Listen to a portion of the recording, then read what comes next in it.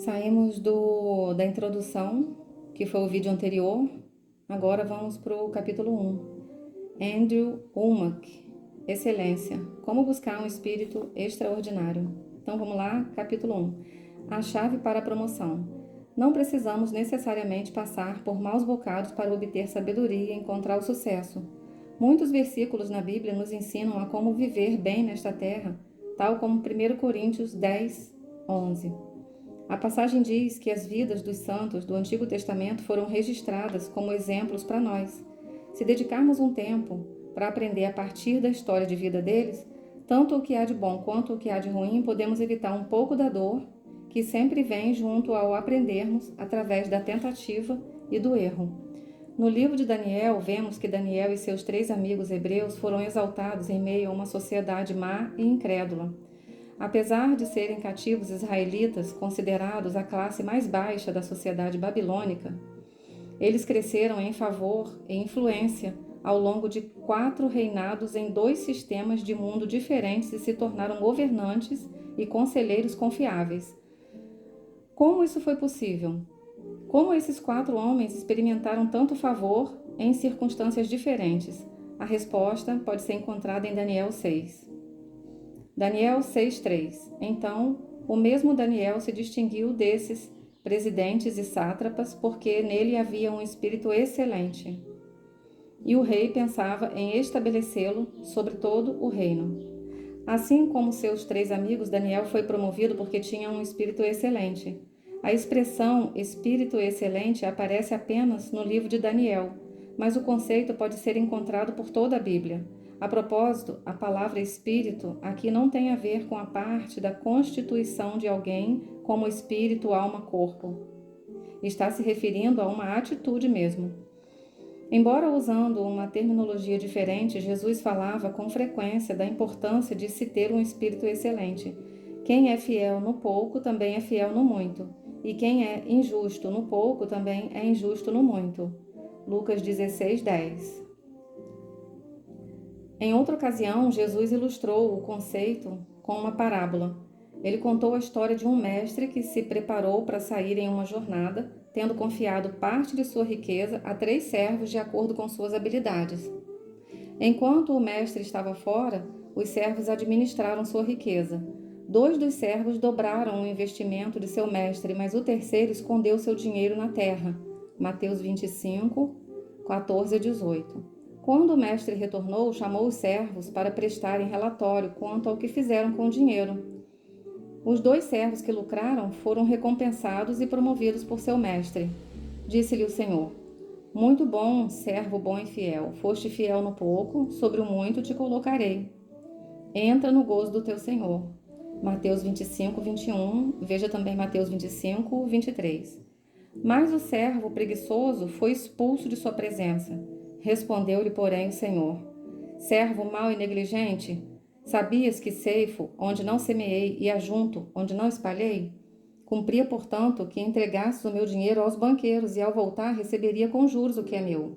Tirai-lhe, pois, o talento e dai-lhe ao que tem 10, porque a todo o que se tem lhe dará, e terá em abundância, mas o que se não tem, até o que tem lhe será tirado, e o servo inútil lançai-o para fora, nas trevas. Ali haverá choro e ranger de dentes. Mateus 25, 26 a 30. Muitas pessoas leem essa história e pensam que o mestre foi duro ou injusto em seu tratamento com os servos. Mas se esquecem que o dinheiro de cada servo tinha em mãos, pertencia ao mestre. O mestre, portanto, tinha o direito de fazer com seus recursos o que quisesse. Ele escolheu dar cada servo uma porção do seu dinheiro, com o entendimento de que deveriam negociar até que ele voltasse. Lucas 19, 13. O mestre não foi injusto. Ele conhecia as habilidades de seus servos e confiou-lhes o dinheiro de acordo com elas. Tenho certeza de que ele também considerou a possibilidade de que poderia perder algum dinheiro, mas quando retornou de sua viagem e trouxe os servos à sua presença para receber a prestação de contas, algo sobre a resposta do servo preguiçoso o irritou. Sua raiva não poderia ter sido sobre a perda do dinheiro, pois, de fato, o servo não havia perdido nada do que lhe fora confiado. A indignação do mestre deve ter sido incitada por algo intangível, creio que pela atitude do servo. Nessa parábola, foi a atitude do servo que o levou a ser demitido. Nossa conduta é importante. Ela pode fazê-lo ser demitido ou promovido. Vamos dar uma olhada em Gênesis para ver como a atitude de José o fez ser promovido. A vida de José começou bem. Ele era o filho favorito de seu pai e aproveitava de privilégios que deixavam seus irmãos com inveja. Eles odiavam José e, por fim, o venderam como escravo do Egito. Contudo, em meio a essas circunstâncias horríveis, José teve um espírito excelente. Ele não reclamou, nem se ressentiu, ele apenas serviu a seu mestre com uma boa atitude, como se estivesse servindo a Deus. Em pouco tempo, o mestre de José o colocou no comando de toda a casa. Apesar de, no fim, a esposa do mestre ter mentido sobre José e tê-lo jogado na prisão, até mesmo ali, a boa atitude de José o ajudou a chegar ao topo. Por fim, José chamou a atenção de Faraó e foi promovido a segundo homem mais importante no comando da nação mais poderosa da terra. Todas essas honrarias vieram até ele porque ele tinha um espírito excelente. Gênesis 37 a 45. Vemos esse mesmo espírito de excelência em Moisés, Davi e outros patriarcas do Antigo Testamento. Eles acreditaram em Deus para fazer algo mais, e porque eles tinham uma atitude de fidelidade e um espírito de excelência, todos eles foram promovidos. Infelizmente, hoje, muitos cristãos não acreditam que Deus pode fazê-los alcançar algo grande. Eles miram o nada e acertam todas as vezes. Heróis da fé como Daniel, José, Moisés e Davi eram diferentes. Se queremos experimentar os resultados que eles tiveram, temos de começar a fazer as coisas que eles faziam. Temos de começar a mirar em um alvo. Davi creu em Deus para fazer mais do que parecia possível. Quando todos os seus irmãos estavam encolhidos diante de Golias, Davi olhou além de quem ele era, no natural, o filho mais novo de Jessé, da menor cidade de Judá, e focou em sua aliança com Deus.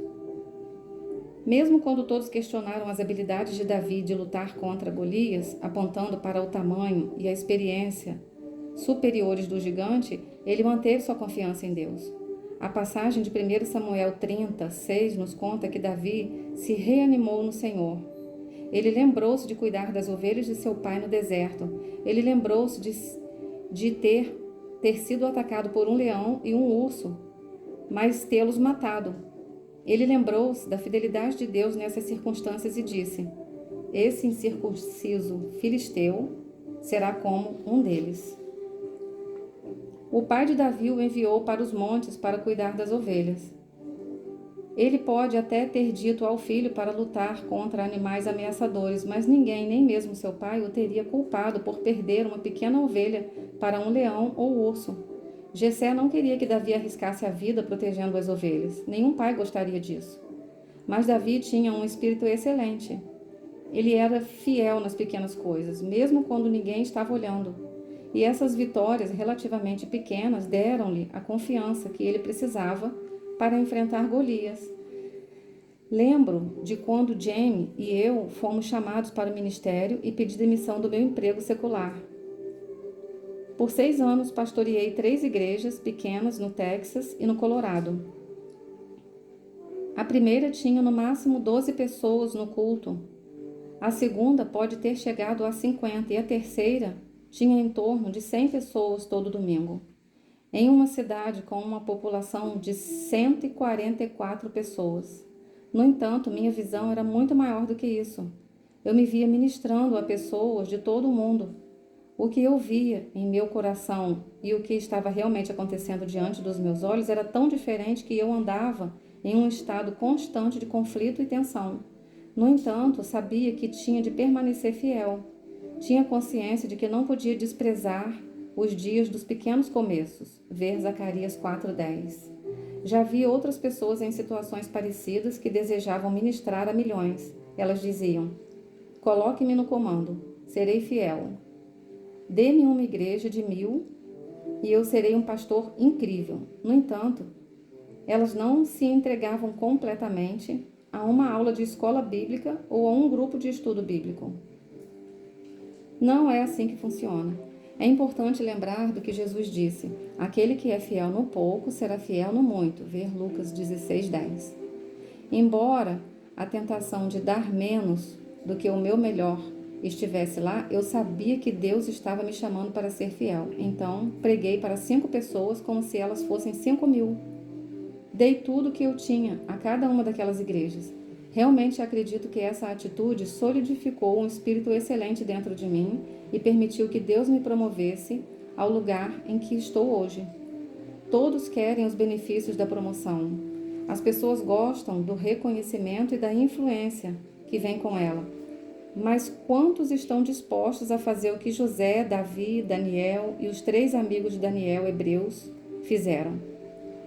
Quantos estão dispostos a ser fiéis, mesmo nas pequenas coisas que ninguém vê?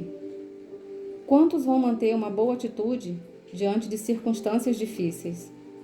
Quantos irão permanecer fiéis às suas convicções, mesmo quando isso lhes custar?